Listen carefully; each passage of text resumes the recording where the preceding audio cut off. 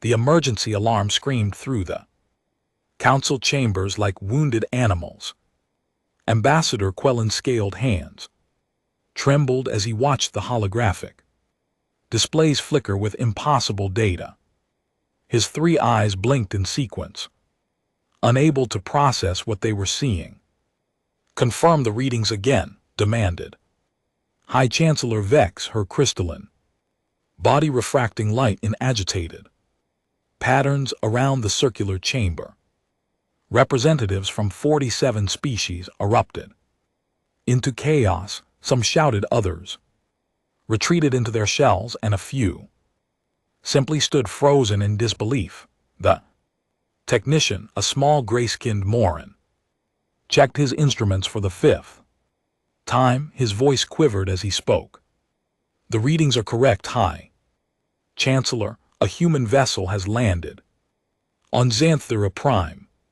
They are on the surface right now." Silence fell like a hammer. For 3 full seconds nobody moved, nobody breathed. The very air seemed to hold its breath. Xanthera Prime, the sacred capital of the Xanthari Empire, a world protected by gravitational anomalies so severe that space itself twisted into knots around it, a planet surrounded by radiation fields that could cook a ship's crew in seconds, a core world that had remained isolated and pure for over 10,000 years, reachable only by the Xanthari themselves through technology so advanced it bordered on magic, and humans had just landed there. "This is impossible," whispered Ambassador Quellen. He had studied the human species extensively when they first stumbled into galactic society 30 years ago. They were crude, their technology barely functional, their ships were slow, their weapons weak, their understanding of quantum mechanics laughable. They were tolerated because they were harmless, like children playing with toy blocks while the adults discussed architecture. "How many ships?" asked Vex, her voice sharp as broken glass. "One, High Chancellor. A small exploration vessel. The registration identifies it as the UNSS Pathfinder, commanded by Captain Sarah Chen." Quellen accessed his personal database. Sarah Chen, age 42, former asteroid miner, limited formal military training. She had a reputation for solving problems in unusual ways, but nothing in her file suggested she was capable of this. Nothing suggested any human was capable of this. "What are they doing?" Vex asked. The technician manipulated his controls. The main display shifted, showing a live feed from Xanthera Prime's Capital Plaza. The image was crystal clear despite the distance. In the center of the sacred plaza, surrounded by purple crystalline structures that had stood for millennia, sat a boxy human ship. It looked primitive compared to the elegant Xanthari architecture around it. The landing had left scorch marks on the ancient stones, and standing at the ship's ramp, calm as morning sunlight, was a human woman. She wore a simple blue uniform and held what appeared to be a cup of tea. Xanthari citizens surrounded her at a respectful distance, their translucent forms shimmering with shock and confusion. The human woman was smiling and seemed to be having a pleasant conversation with a local merchant. "She is drinking tea," Quellen said numbly. "She has violated the most sacred law in galactic history, accomplished the impossible, and she is drinking tea." "Get me a connection," Vex ordered. Now the technician worked frantically. Moments later, Captain Chen's face appeared on the display. She had dark hair pulled back in a practical knot, brown eyes that sparkled with something between amusement and mischief, and a small scar above her Left eyebrow, she looked entirely unbothered by the dozens of alien species staring at her. "Hello," she said. Pleasantly, "I assume this is the Galactic Council. Lovely to finally meet you all properly. You have violated Council law," Beck said, her voice cold enough to freeze hydrogen. "No outsider may set foot on a core world. Penalty is immediate execution of your entire crew and quarantine of your home world." Chen took a sip of her tea. "Well, that seems a bit harsh. We came here to talk, not cause trouble. You cannot be there." Quellen found himself saying, "It is impossible. The barriers, the radiation, the gravitational anomalies. Ships 10 times more advanced than yours have tried and failed. How did you survive?" Chen's smile widened. "We asked nicely." The council chamber erupted. Again, several ambassadors demanded immediate military action. Others called for investigation. A few of the younger species seemed almost excited by this development. "Prepare a diplomatic vessel." Vex ordered Quellen. "You will go to Xanthara Prime immediately. You will discover how they accomplish this, and you will determine if they pose a threat to galactic security." Quellen bowed, his mind racing. As he left the chamber, he heard Chen's voice still speaking calmly through the communication channel. "I should mention," she was saying, "that your tea here is absolutely wonderful. The Xanthuri have been very hospitable. We've had some fascinating conversations about navigation, philosophy, and the nature of barriers, both literal and metaphorical ones." 4 hours later, Quellen's ship emerged from faster than light travel near Xanthara Prime. His pilot, a seasoned veteran, stared at the sensor readings with wide eyes. "Ambassador, the human ship's power signature is minimal. Their shields are almost completely down. They shouldn't have survived the approach, let alone made orbit." Quellen said nothing. His own ship, equipped with the finest technology in the galaxy, strained against the gravitational forces pulling at them. His shields glowed bright against the radiation bombardment. Every meter closer to the planet cost enormous energy, and the humans had just flown through it all in their little tin can. When his shuttle finally landed in the plaza, Chen was still there. She had been joined by her crew, a collection of humans who looked as relaxed as tourists. One of them was actually taking photographs. "Ambassador Quellen," Chen said warmly, extending her hand. The human greeting gesture. "Thank you for coming. I've been looking forward to this conversation." He stared at her, unable to form words. Finally he managed. "How?" She smiled. "That is an excellent question. Would you like some tea? It's quite good, and this is going to take some explaining." 6 months earlier, Captain Sarah Chen had stood in front of a holographic display showing Xanthara Prime. The planet glowed like a jewel surrounded by angry red warning symbols. Her chief engineer, Marcus Webb, pointed at the various hazards marked in the display. "So let me understand this," Marcus said, scratching his beard. "We've got gravitational waves that'll crush us, radiation that'll cook us, and quantum barriers that'll detect our ship and push us away. And the Council says it's impossible to reach without their super advanced technology. That's what they say," Chen replied. She sipped her coffee and studied the display with narrowed eyes. "But what if they're wrong?" "Fine, wrong," said Lieutenant Yuki Tanaka from her station. The navigator was young but brilliant, with a gift for seeing patterns others Missed, are you suggesting the council is lying or that they just don't know? Better, maybe both, Chen said. Look at how they approach the problem. They throw more power at it, bigger shields, stronger engines, more energy. They're trying to force their way through. Marcus leaned back in his chair. And we can't do that because our technology isn't good enough. Exactly, Chen said with a grin. So we need to be smarter, not stronger. Dr. Amamira Hassan, their science officer, had been running calculations silently.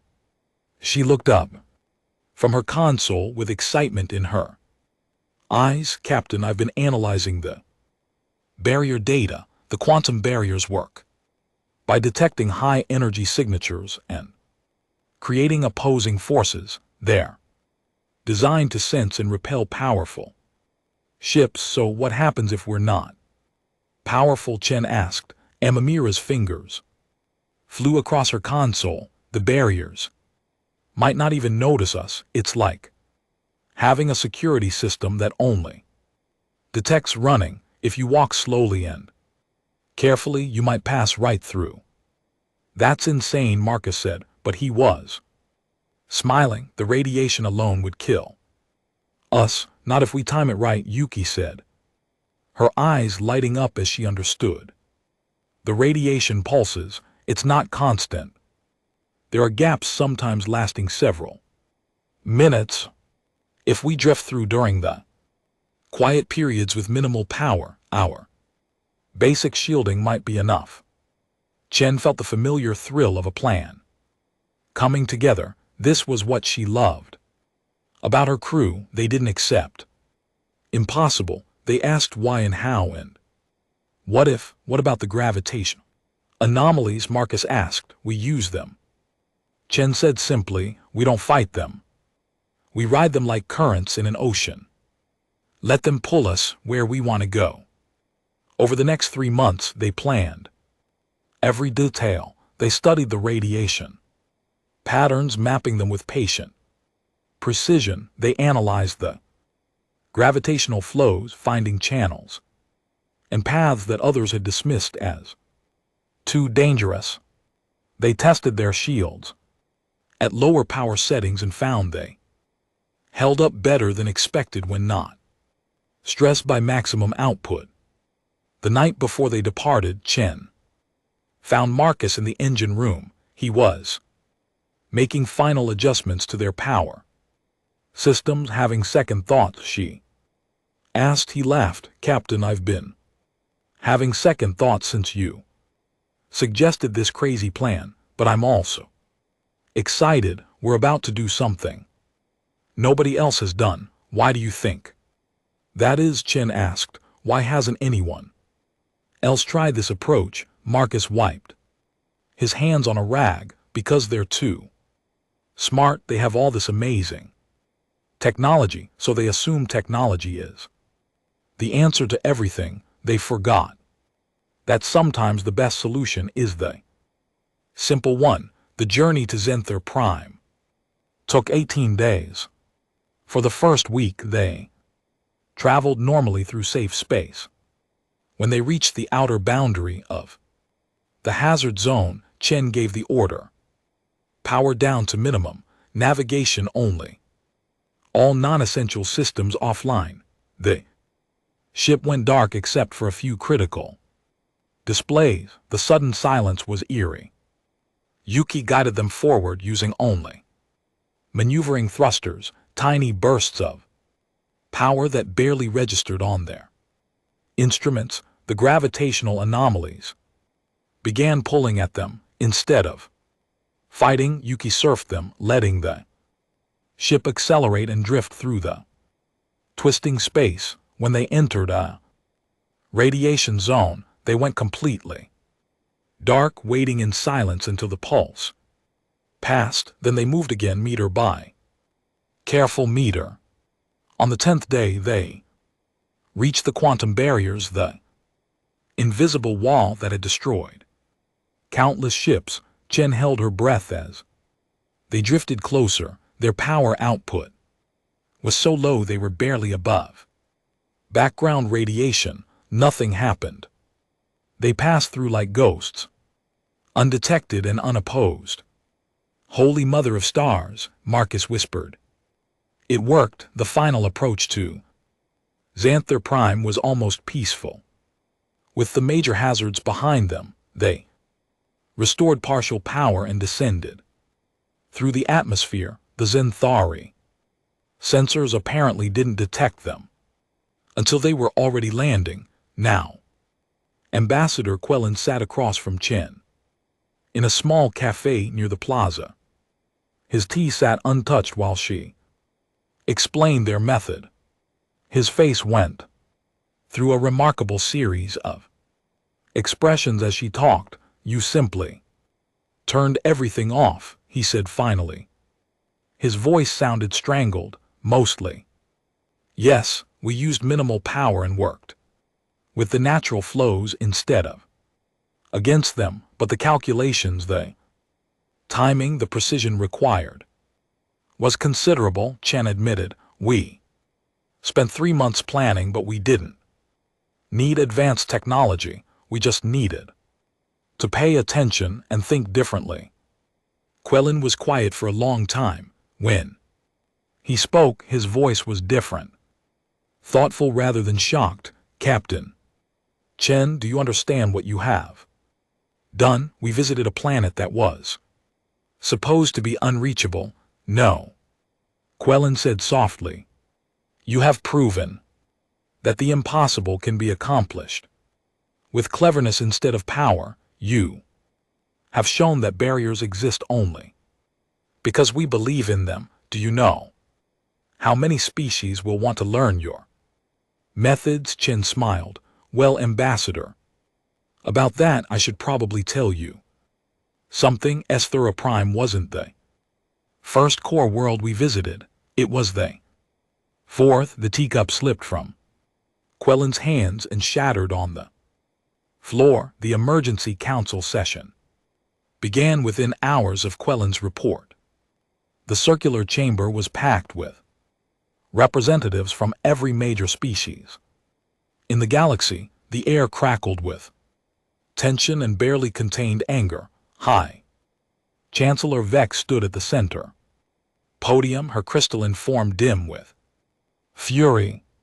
The humans claim they have visited 4 core worlds: Xanthra Prime, Krell's Sanctuary, the Vortian Archive, and Deep Home. Each of these worlds has been considered unreachable for thousands of years, each protected by barriers that have destroyed countless ships. A tall insectoid ambassador named Crix clicked his mandibles in agitation. This is a threat to galactic security. If humans can reach these worlds, what else can they do? What other boundaries will they cross?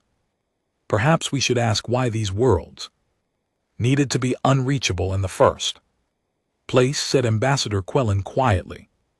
He had returned to the council chambers, but now stood apart from his own delegation. I have been investigating the history of the core world protocols.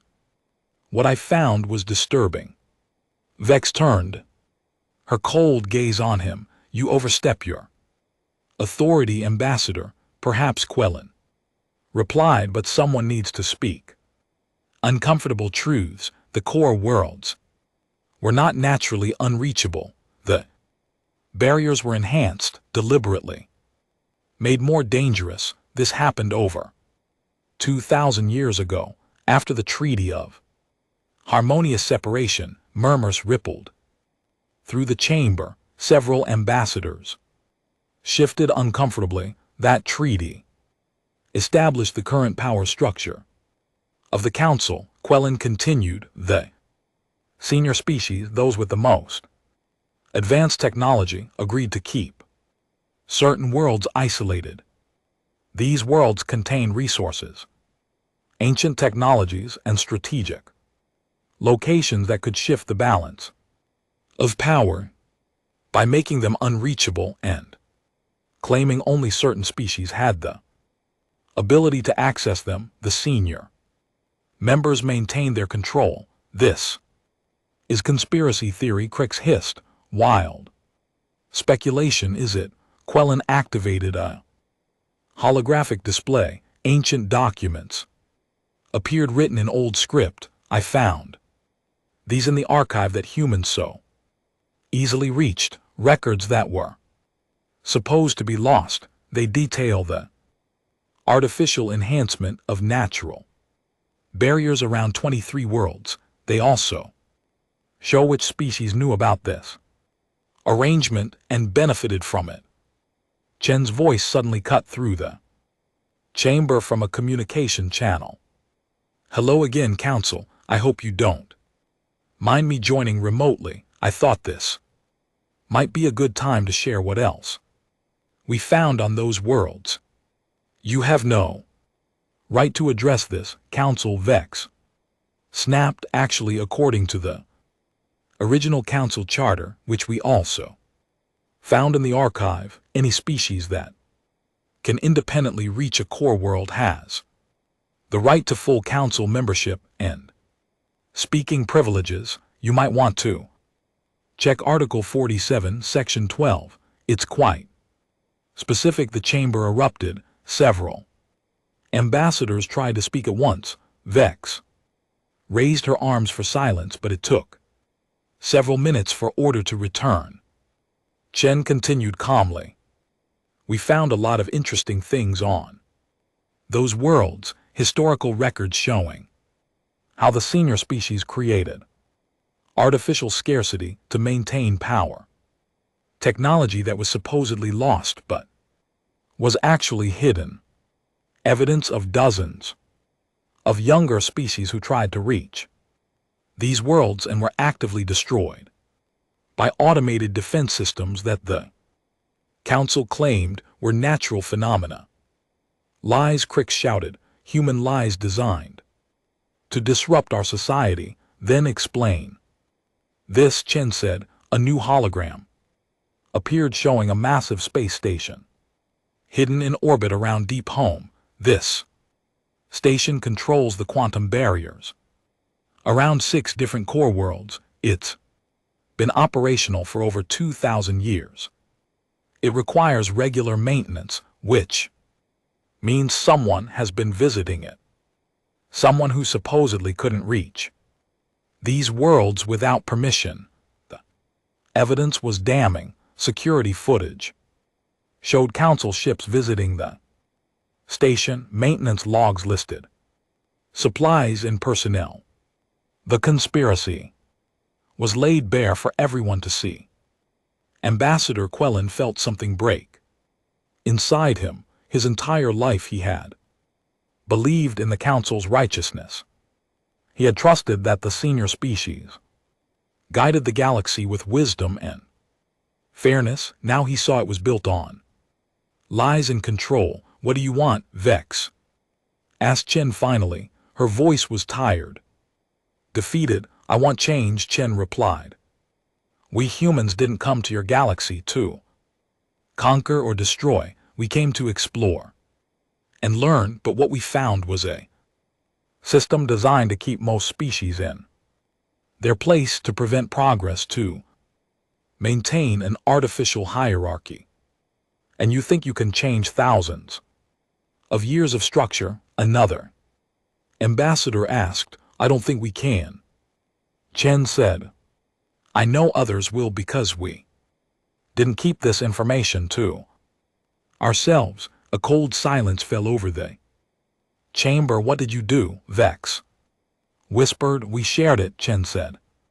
Simply, the navigation methods, the historical records, the evidence of the conspiracy. We sent it to every species in the galaxy, not just Council members, but the younger species too, the ones you've been keeping down. By now, dozens of ships are probably heading toward core worlds using our methods. You can't stop them all. The chamber descended into chaos. Some ambassadors screamed for humanity's destruction. Others sat in stunned silence. A few looked almost relieved. That night someone tried to kill Captain Chen. The assassin came silently into her quarters on Zenthura Prime. They were professional, well-equipped, and deadly.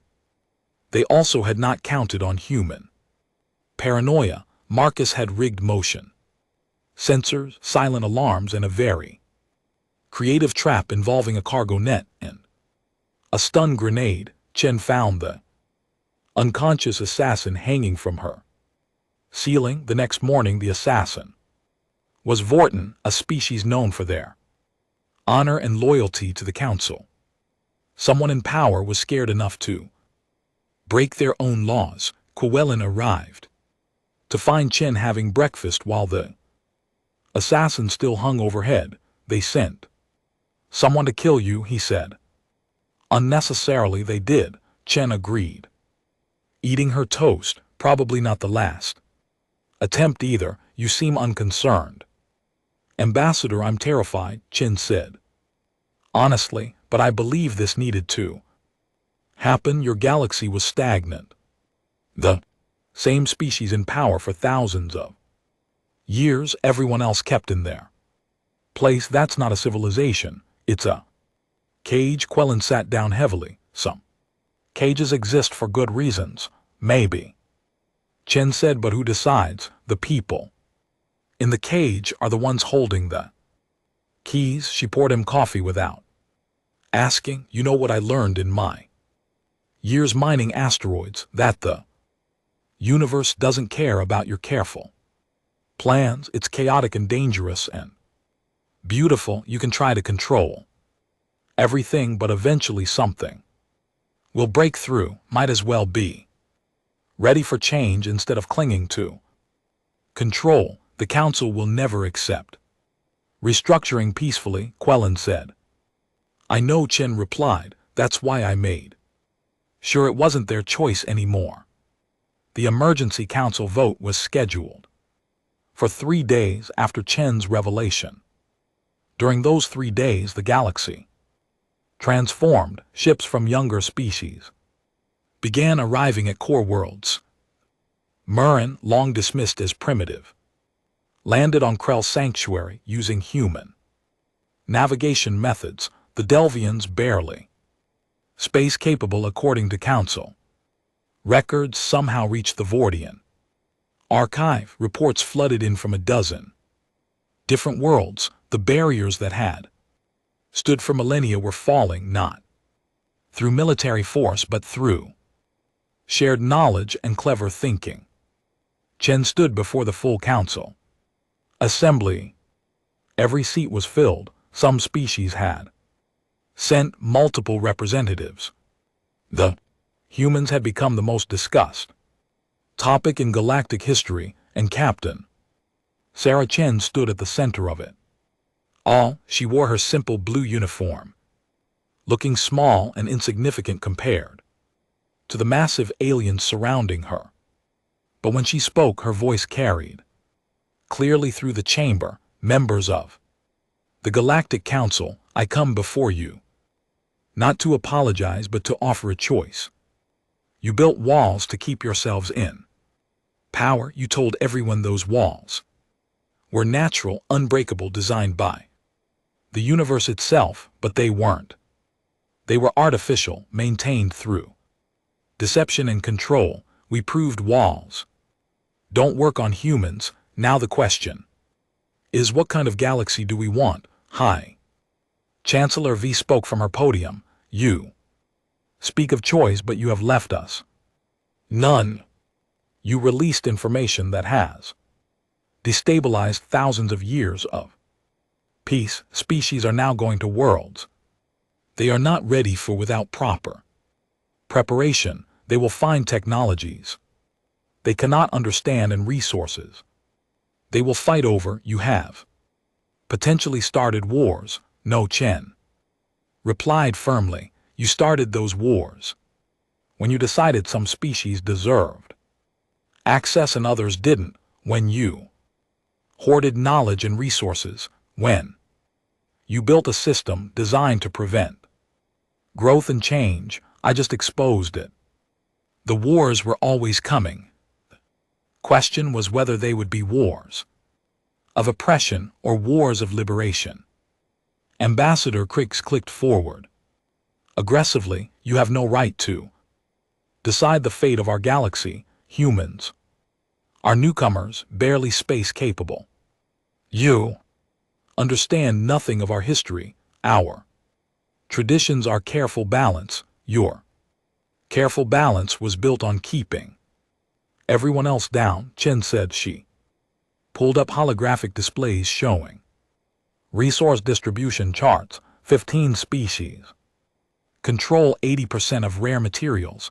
Those same 15 species control access to advanced technology and education. Species like the Murin, with billions of citizens, has less representation than the Krill, who number barely 1 million.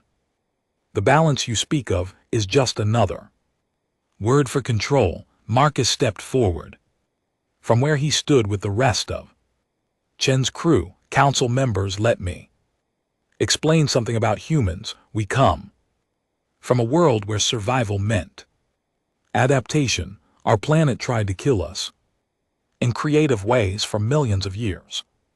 We survived by being flexible, by thinking differently, by refusing to accept that things had to be the way they were. When someone tells us something is impossible, we hear a challenge. We didn't come here to destroy your society, Yuki added. We came because we were curious, because we saw walls and wanted to know what was behind them. What we found was a galaxy that had forgotten how to grow. Dr. Amamira Hassan pulled up more data.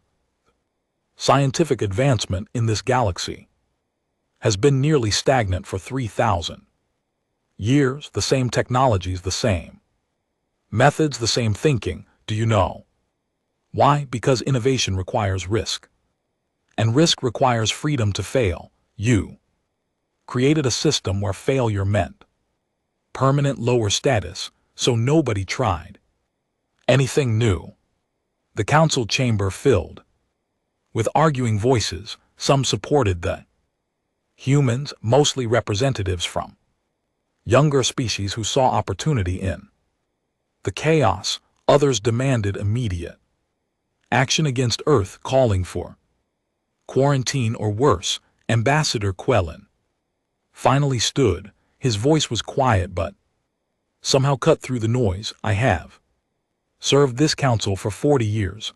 I believed we were guided by wisdom and justice. I was wrong. The humans have shown us the truth, and it is uncomfortable, but uncomfortable truths are still truths. He looked directly at Vex. I propose we restructure the council. Equal representation for all space-capable species, open access to previously restricted worlds and technologies, the dissolution of artificial barriers, both physical and political, and formal recognition of humanity's right to council membership.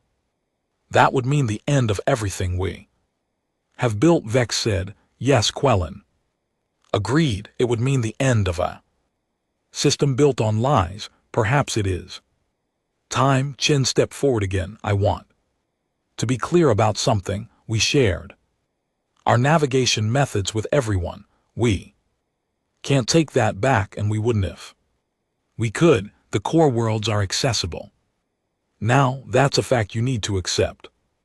But what happens next is up to you. You can fight to maintain control and probably tear the galaxy apart in civil war, or you can accept change and help shape it into something better. She pulled up another display. Earth isn't a military power. We have maybe 24 combat-capable ships in our entire fleet. We can't enforce anything. We don't want to. What we want is to be part of a galaxy that values curiosity over control, growth over stability, and truth over comfortable lies. And if we Refuse asked Crix if we vote to maintain the current structure. Chen smiled. It was not a particularly friendly smile. Then you'll be voting for something that no longer exists. Barriers are down. The knowledge is shared. You can't put that back.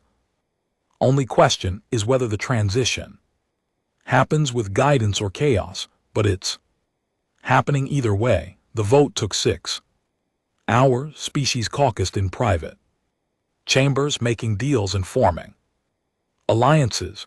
The humans waited in a side room, watching the proceedings on monitors. Think they'll vote for change? Marcus asked. Some will, Chen said.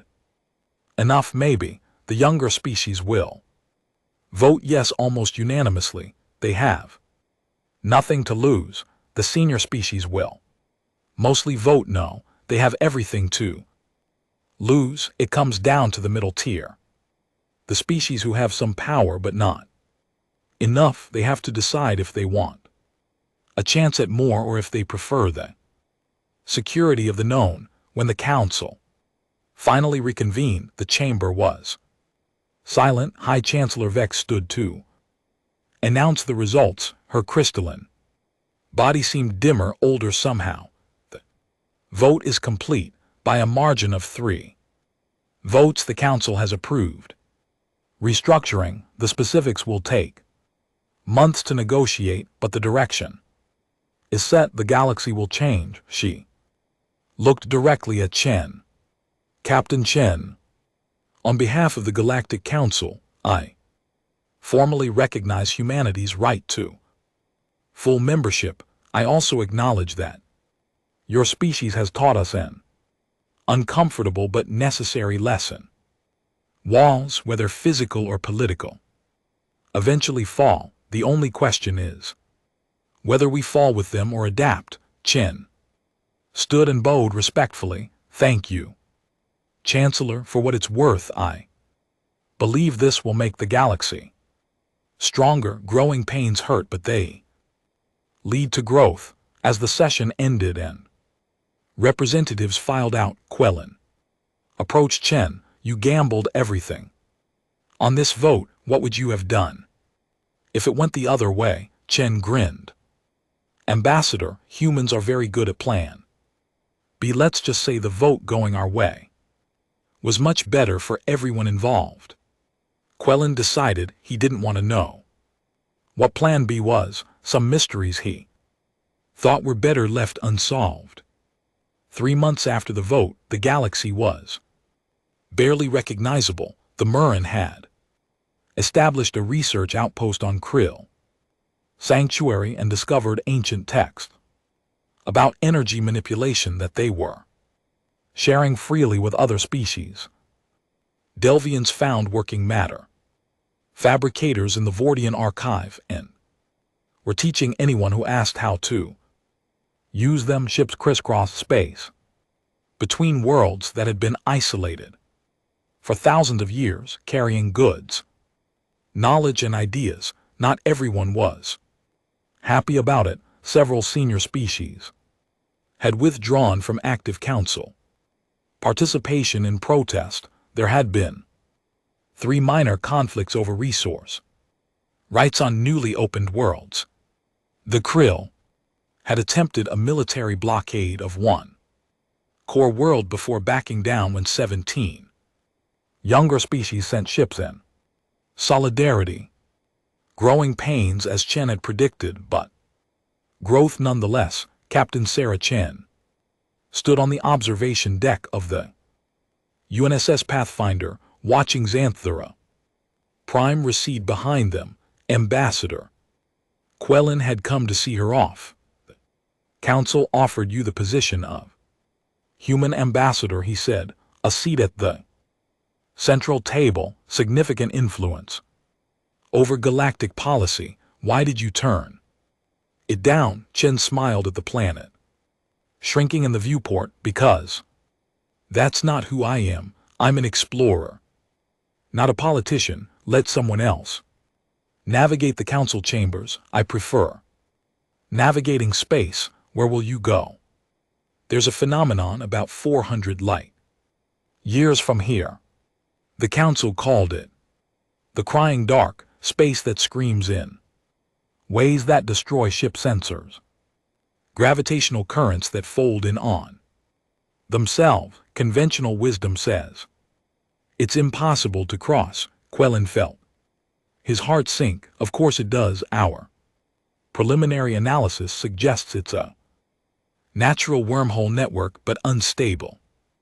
If we can map the safe path through it, we might cut travel time across this entire sector by months, maybe more. And if you can't, if the conventional wisdom is correct this time, Chen shrugged, then we'll figure something out. That's what humans do. She turned to face him directly. Ambassador, I need you to understand something. What we did here, it wasn't about proving humans are better or smarter. It was about showing that different perspectives solve different problems. Your galaxy had spent thousands of years approaching obstacles the same way. When that stopped working, you decided the obstacles were impossible instead of considering that maybe you were using the wrong approach. And now, Quellen asked, now you have dozens of species trying new things. Some will fail, some will succeed in ways nobody expected. The galaxy will be messier, more chaotic, more dangerous in some ways, but it will also be more alive. Marcus called from the bridge. Captain, we're ready to jump whenever you give the word. Chen nodded. Ambassador Quellen, it has been an honor working with you. You showed courage when it mattered most. Not many beings can say that. Quellen performed the traditional Zinthari farewell gesture. Captain Chen, thank you for showing us that impossible is just another word for nobody has tried the right way yet. The Pathfinder jumped to faster than light speed, vanishing from normal space. Quellen stood alone on the observation platform for a long time, thinking about change and courage and the strange little species that had turned the galaxy upside down. Back on Earth, a young girl named Ko Tanaka watched a recording of her Aunt Yuki's latest message from the Pathfinder. In the message, Yuki described the beauty of a nebula they had passed, the excitement of mapping unknown space, and the feeling of standing on worlds nobody had ever visited before. Ko watched the message 3 times, then pulled up applications for the new Galactic Academy that had just been established. They were accepting students from any species now, not just the senior members. The barriers were down. Anyone could apply. She filled out the application listing her interests as navigation, xenoarchaeology, and creative problem solving. At the end, there was a question asking why she wanted to attend. She wrote, because my aunt showed me that walls only exist until someone finds the door. I want to learn how to find more doors. On the newly reformed Galactic Council, the first session with full equal representation was chaotic. Species that had never been heard now had voices. Debates raged about resource distribution, technology sharing, and the governance of newly accessible worlds. Nothing was settled easily. Every decision was argued from a dozen perspectives. Ambassador Quellen, now serving as the Council's chief mediator, watched the chaos with something approaching fondness. It was messy and frustrating and exhausting. It was also alive in a way the Council had not been for thousands of years. During a recess, he received a message from the Pathfinder. Captain Chen was reporting their entry into the crying dark. The message was brief and characteristically optimistic. The Conventional wisdom was half right. The crying dark is dangerous, but it's also beautiful. We found a path through the first section. It required shutting down everything except life support and drifting on gravitational currents that fold space in interesting ways. Remind you of anything, we'll map the full route and send it back. Tell everyone. The galaxy just got a little smaller. Chin out, Quellen smiled. Of course. They had found a way. That was what humans did. They saw impossible obstacles and asked uncomfortable questions. They refused to accept that this was how things had to be. 6 months later, the crying dark had been mapped and renamed the Chen Passage. Travel across the sector had been revolutionized. 3 new species had been discovered on previously unreachable worlds. The Council had ratified its new charter, guaranteeing equal rights and representation to all space-faring species. And somewhere beyond known space, the Pathfinder approached another impossible phenomenon. Captain Chen and her crew studied their sensors, ran their calculations, and planned their approach. Conventional wisdom says we can't cross it, Marcus observed. Conventional wisdom said we couldn't reach Xanthera Prime either. Chen replied, how are we on T? Supplies fully stocked, Captain. Good. Because something tells me we're going to need it on the other side. The ship moved forward into the unknown. Behind them, the galaxy they had changed continued to grow and evolve and surprise itself. Species that had been kept down for thousands of years were discovering their potential. Ancient technologies were being understood and improved. New alliances formed while old power structures crumbled and reformed into something different. It was messy and imperfect and sometimes frightening. But it was progress. Chen made an entry in her captain's log as they approached the phenomenon. It's been 8 months since we landed on Xanthera Prime. People ask me if I'm proud of what we started. Honest answer, I'm terrified. We changed the fundamental power structure of galactic civilization. We opened doors that had been locked for good reasons and bad. We proved that impossible was just a word people used when they stopped trying. She paused, collecting her thoughts. But I'm also hopeful because change is how things improve, because different perspectives solve different problems, because humanity spent thousands of years being told we couldn't do things and we did them anyway, not because we're better than anyone else, but because we're stubborn enough to keep trying new approaches when the old ones fail. The Pathfinder crossed the threshold of the impossible phenomenon. Sensors screamed warnings. Energy patterns that made no sense swirled around them. Chen smiled. Let's try something nobody has tried before. Turn off the main engines and let's drift. I want to see what this thing does when we stop fighting it.